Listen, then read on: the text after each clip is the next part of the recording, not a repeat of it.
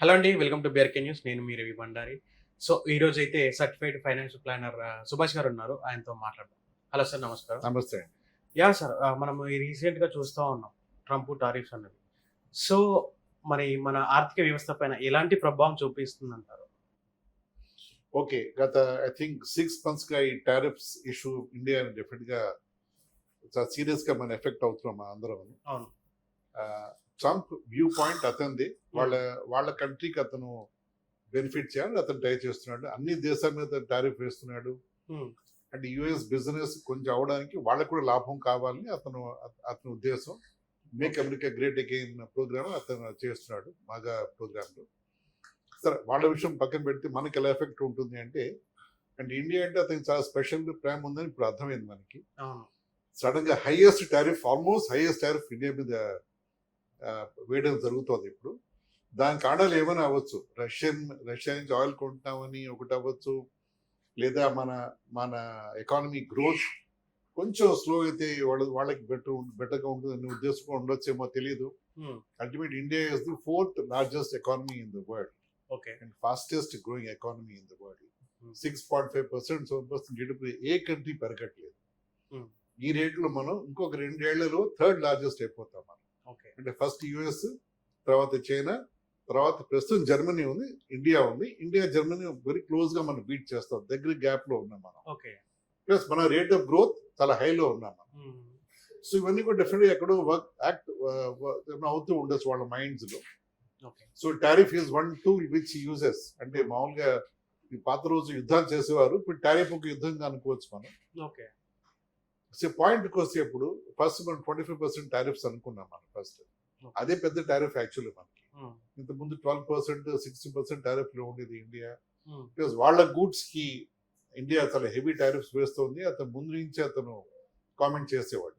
Okay. So ఇప్పుడు 50% tariff effect అయిపోతుంది 27th August నుంచి. అంటే రేపు రాత్రి మిడ్ నైట్ నుంచి ఎఫెక్ట్ అయిపోతుంది నుంచి అతను ఆర్డర్ కూడా సైన్ చేయడం జరిగింది. ఓకే. మనకి యుఎస్ తో ట్రేడ్, హ్మ్. మన ఎక్స్పోర్ట్స్ టు యుఎస్ ఎఫెక్టివ్ గా చూస్తే అవును. అది అబౌట్ $80 billion. హ్మ్. $80 billion ఆ రేంజ్ లో ఉంది మరి. ఓకే. సో ఈ టారిఫ్ వల్ల అది ఆబ్వియస్ గా అక్కడ డిమాండ్ తగ్గుతుంది. మన గూడ్స్ ఎక్స్పెన్సివ్ అవుతాయి యుఎస్ చేరి ల్యాండ్ అయ్యేప్పటికీ. దాంట్లో కొన్ని 25%, కొన్ని 50% టారిఫ్ కేటగిరీలో ఉంటాయి. హ్మ్. సో డెఫినెట్ గా మన 80% బికమ్ మేబీ 65-70 అయిపోతుందేమో, 60 కూడా అయిపోతుంది చెప్పలేదు దాన్ని. ఓకే. సో దానికి మనం లక్కీగా మనం టైం ఉంది మనకి. 6 months మనం ప్రిపేర్ అయ్యాం మన బ్యాక్ ఎండ్ లో మన గవర్నమెంట్ వాళ్ళ. ఓకే. యూకేతో ఒక ఫ్రీ ట్రేడ్ అగ్రిమెంట్ చేయడం జరిగింది 2 months back, also 1.5 2 months back. అంటే మన ఎక్స్పోర్ట్స్ యూకే ఇంకా మనం పెంచబోతున్నాం. ఓకే. వాళ్ళ గూడ్స్ ఇండియాలోకి మనం ఇంకా ఇంపోర్ట్ చేస్తాం. వాళ్ళకి మనం స్మూత్ గా వాళ్ళ సేల్ కూడా మనం ఫెసిలిటేట్ చేసే ప్లాన్ లో ఉన్నాం మనం ఇండియాలో కూడా. దేర్ ఫోర్ మ్యూచువల్ ట్రేడ్ మనకి యూకే కూడా బాగానే ఉండిపోతుంది. సో హోప్ఫుల్ గా ఆ ట్రేడ్ ఎక్కడైతే తగ్గుతుందో, లైక్లీ డ్రాప్ అవుతుందో టారిఫ్స్ వల్ల, అది మన యూకే నుంచి కానీ మిగతా యూరోప్ దేశాల నుంచి కూడా మనం మేకప్ చేసే ఛాన్స్ ఉంది. కానీ మేజర్ మనం ఈ డెఫిసిట్ మేకప్ చేసే అప్రోచ్ మంది రష్యాతో ఉంటుంది. మొన్న చిన్నపోయిన వారం మన ఫారెన్ మినిస్టర్ జయశంకర్ రష్యా వెళ్ళడం జరిగింది. వాళ్ళంతా పుటిన్ అష్యూరెన్స్ ఇచ్చాడు, డెఫినెట్ గా మీకు టారిఫ్ పరంగా మీకు ఏ ఇబ్బంది వచ్చినా మేము విల్ పర్చేస్ ది గూడ్స్ అని అతను అష్యూరెన్స్ ఇవ్వడం జరిగింది. సో ఓవరాల్ గా చూస్తే మనం పెద్దగా ఎఫెక్ట్ అవ్వమో అని హోప్ అయితే ఉంది మనకి. Okay sir. అంటే ఈ టారిఫ్ అనేది 20% నుంచి 50% వరకు ఎందుకు పెంచుతున్నారని అంటారు? అది ఇందాక చెప్పినట్టు ఒక 25% మాత్రం మన గూడ్స్ అమెరికా వచ్చినప్పుడు మనకు కూడా కొంచెం సఫర్ అవ్వాలి. వాళ్ళ అమెరికన్ గవర్నమెంట్ ట్రంప్ ఉద్దేశం ఏమిటంటే అమెరికన్ గూడ్స్ ఇండియాకి వచ్చేప్పటికి చాలా హై ప్రైస్ లో ఉంటున్నాయి. మన అమెరికన్ గూడ్స్ ఎక్కువ కొనట్లేదు. అంటే అమెరికన్ కార్స్ కానీ మేము ఎక్కువ ఇంపోర్ట్ చేయలేకపోతున్నాం. బికాజ్ వాటి మీద టారిఫ్స్ చాలా ఎక్కువ పెట్టాం ఇండియా మనం. సో మన లోకల్ మ్యానుఫ్యాక్చర్ మనకి బాగుండే బట్టి మనం అమెరికన్ కార్స్ ఇంపోర్ట్ చేసి చాలా ఎక్స్పెన్సివ్ మనకి. సో ఎవరు అమెరికన్ కార్స్ కొనట్లేదు. సో వాళ్ళ బిజినెస్ తక్కువలో ఉంది, మనం వాళ్ళకి ఎక్స్పోర్ట్ చేసేస్తాం. సో దాని ట్రేడ్ డెఫిసిట్ అంటాం. అంటే వాళ్ళకేమో తక్కువ ఎక్స్పోర్ట్స్, మనకి ఎక్కువ ఎక్స్పోర్ట్స్. వాళ్ళ exports India is quite low, మన exports US are quite high. ఈ ఇంబ్యాలెన్స్ మనం కరెక్ట్ చేయాలి. అతను డే 1 నుంచి అతను ట్రంప్ ఆన్ మిషనరీ పాత్రలో ఉన్నాడు. ఓకే. సో 25% దాన్ని మనం అనుకోవచ్చు.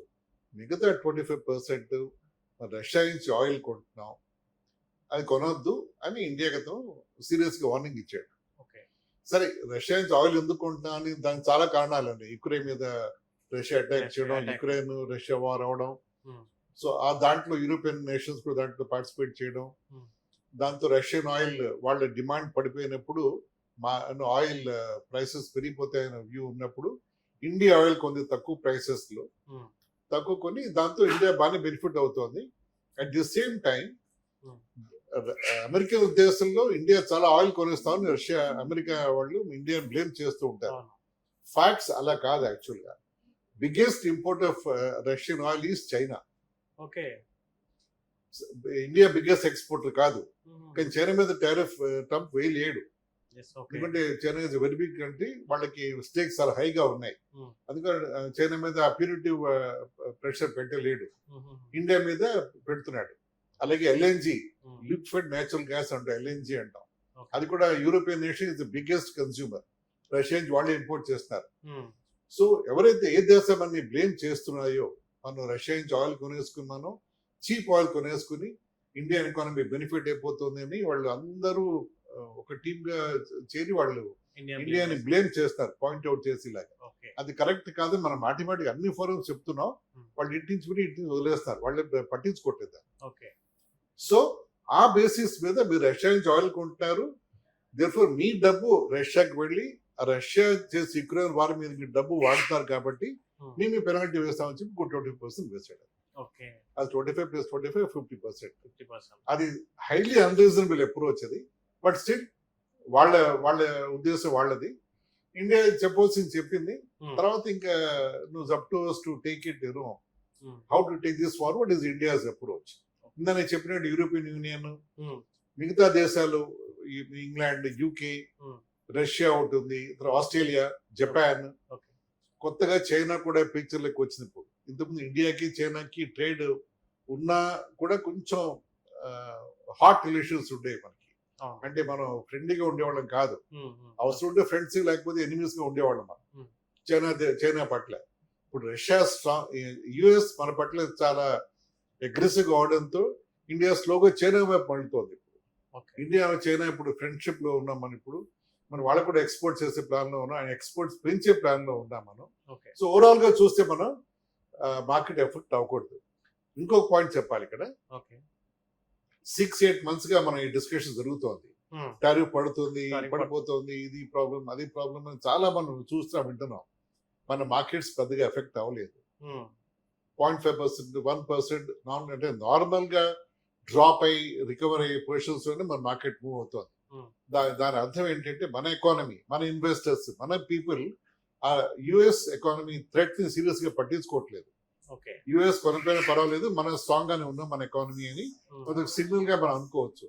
అలా అనుకున్నట్టే ఏ రోజుకి ఆ రోజు 0.5%, 1% పెరిగి మళ్ళీ పడి రొటీన్ గా నార్మల్ గా మార్కెట్ మూవ్మెంట్స్ అవుతున్నాయి మనకి. సో మనం అంత వరీ అవ్వకలేదు. ప్లస్ మన ఓన్ ఇంటర్నల్ కన్సంప్షన్ పెట్టి స్ట్రాంగ్. మన మిగతా దేశాల్లో ఎక్స్పోర్ట్స్ మీద ఆధారపడం మనం. మన ఓన్ కన్సంప్షన్, మన ఓన్ మ్యానుఫ్యాక్చర్ చాలా స్ట్రాంగ్ గా ఉన్నాం మనం. సో మన ఓన్ కన్సంప్షన్ చేసుకుంటూ మనం మిగతా దేశాల నుంచి కొంచెం కావాల్సి ఇంపోర్ట్ చేసుకుని ఆ మిక్స్ అండ్ మ్యాచ్ ప్రాసెస్ లో అది డూయింగ్ ఓకే నా ఉద్దేశం. అంత వరీ అయిపోకలేదని నా ఉద్దేశం, నా అసెస్మెంట్. అంటే సార్